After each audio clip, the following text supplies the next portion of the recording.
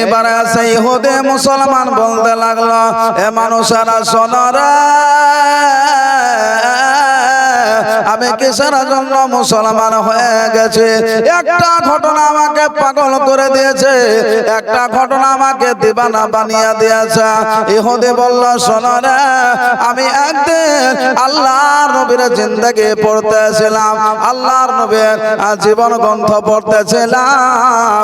সেই দিন আমি আল্লাহর নবীর গ্রন্থ জীবনীতে আমি একটা ঘটনা পড়লাম।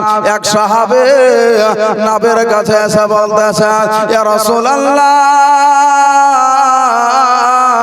ইয়া হাবিবাল্লাহ, নবী গো, আপনার কাছে একটা আরজি নিয়ে এসেছি।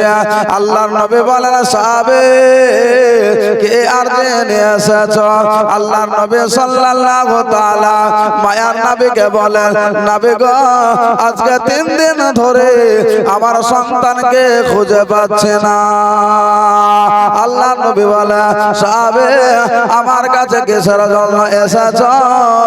আল্লাহর নবীকে সাহাবী বলতেছেন, ইয়া রাসূলুল্লাহ, ইয়া হাবিবাল্লাহ, নবী গো,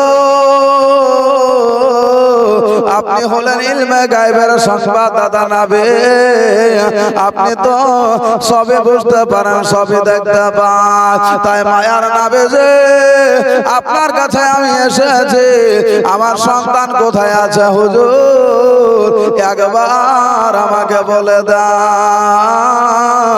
মায়ার নবী যে আমার বলতে দেন, সাহাবীরা, তুমি যখন আমার কাছে এসেছ, তোমাকে আমি নিরাশ করব না, তোমাকে আমি ফিরাইয়া দেব না। আল্লাহর নবী সাল্লাল্লাহু তাআলা আলাইহি ওয়াসাল্লাম বলতেছে, সাহাবী, তোমাকে একটা জায়গা বলে দিচ্ছি শোনো, তোমাকে ময়দান বলে দিচ্ছি শোনো, সেই ময়দানে তুমি চলে যাবে, সেই ময়দানে তোমার সন্তান বাচ্চাদের সাথে খেলাধুলা করতেছে। সুবহানাল্লাহ। আল্লাহর নবী সাল্লাল্লাহু তাআলা আলাইহি ওয়াসাল্লাম বলে, সাহাবী, যাও যাও, চলে যাও। আল্লাহর নবীর কথা মোতাবেক সাহাবা রাদিয়াল্লাহু তাআলা আনহু আল্লাহর নবীর কথা শোনা মাত্রই ছুটে দৌড়ে চলে যাচ্ছে। আল্লাহর নবী বলে, বাবা সাহাবীরা, একবার দাঁড়িয়ে যাও, একবার দাঁড়িয়ে যাও। আল্লাহর নবীর সাহাবে দাঁড়িয়ে গেলেন। আল্লাহর নবীকে বলে, ইয়া রাসূলুল্লাহ, ইয়া হাবিবাল্লাহ, নবী গো, আপনি কিসের জন্য ডাক দিলেন হুজুর? আল্লাহর নবী বলে, সাহাবে, তুমি যা ছুটে চলে যাচ্ছ, ওই জায়গাতে যাওয়ার পরে তোমার সন্তানকে পাওয়ার পরে সর্বপ্রথমে কি করবে? আল্লাহর নবীর সাহাবে বলেন, ইয়া রাসূলুল্লাহ, ইয়া হাবিবাল্লাহ, নবী গো, আমার সন্তানকে আমি কাছে পাওয়ার পরে সর্বপ্রথমে আমার সন্তানকে সিনাতে লাগায়া নেব, বুকে লাগায়া নেব, আর আমার সন্তানকে আমি কপালে একটা চুম্বন দেব।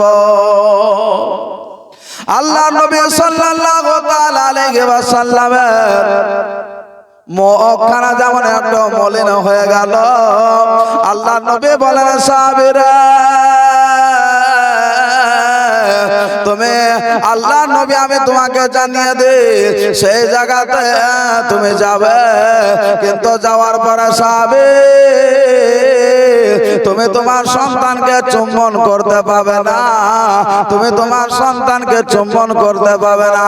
আল্লাহর নবীর সাহাবী বলেন, ইয়া রাসূলুল্লাহ, হুজুর গো, কিসের জন্য চুম্বন করতে পাবো না? আল্লাহর নবী বলতেছেন, সাহাবী, আমি যেটা জানি তুমি জানো না, তাই আমি তোমাকে বললাম, তুমি তোমার সন্তানকে চুম্বন দিতে পাবে না। কিন্তু সাহাবী, ইয়া রাসূল, আল্লাহর নবীকে বলতেছেন, ইয়া রাসূলুল্লাহ, ইয়া হাবিবাল্লাহ, নবী গো, কিসের জন্য চুম্বন করতে পাবো না? আমাকে একবার জানায়া দাও।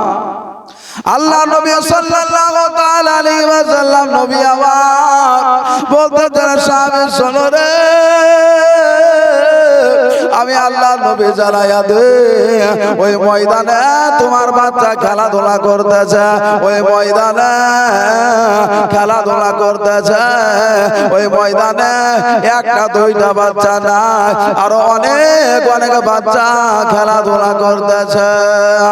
আল্লাহ নবী সাল্লাল্লাহু তাআলা আলাইহি ওয়াসাল্লাম বলতেন সাহাবে ওই ময়দানে এমন সন্তান আছে যা আপনার আল্লাহর নবী বলতেছে সে নিজের পিতাকে হারিয়ে দিয়েছে, মাতাকে হারিয়ে দিয়েছে, এতিম বাচ্চারা খেলাধুলা করতেছে।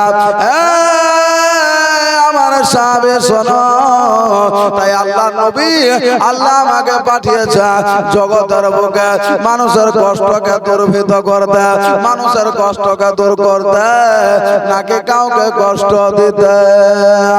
আল্লাহ নবী বলেন সাহাবে তুমি চুম্বন করবে কোনো অসুবিধা নাই, কিন্তু চুম্বনটা তোমাকে ময়দানের বাইরে গিয়ে করতে হবে, দূরে গিয়ে করতে হবে।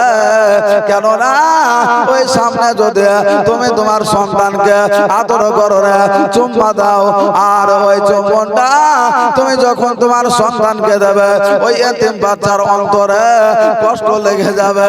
আজকে যদি আমার আব্বা থাকতো তাহলে আমার আব্বা এভাবে আমাকে চুম্বন দিত। তাই আল্লাহ নবী সাল্লাল্লাহু তাআলা আলাইহি ওয়াসাল্লাম যেই জায়গাতে উপস্থিত নাই সেই জায়গাতে আল্লাহর নবী আমার চিন্তা করে। এই ইহুদি বলল হে মানুষেরা শোনো রে, আমি সেই জন্য আল্লাহ নবীর এই অকিয়া ঘটনা পড়ে আমি ইহুদি থেকে মুসলমান হয়ে গেছি।